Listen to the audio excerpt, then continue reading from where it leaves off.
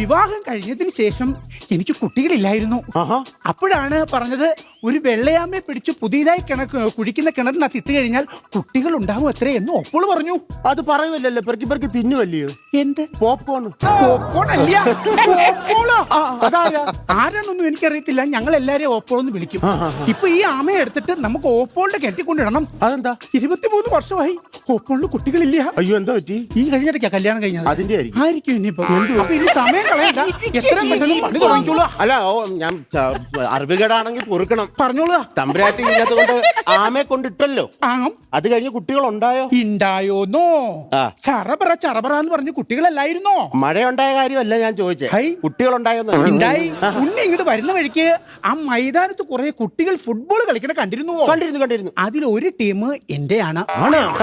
അല്ല, ഞാൻ ചോദിച്ചോട്ടെ, ആ ഗോൾ പോസ്റ്റിന്റെ സൈഡിൽ ഒരാൾ ഇങ്ങനെ അതാണ് എന്റെ കുട്ടികളുടെ അച്ഛൻ, വൈസ് ക്യാപ്റ്റൻ. വയസ്സായ വിവാഹം കഴിഞ്ഞതിന് ശേഷം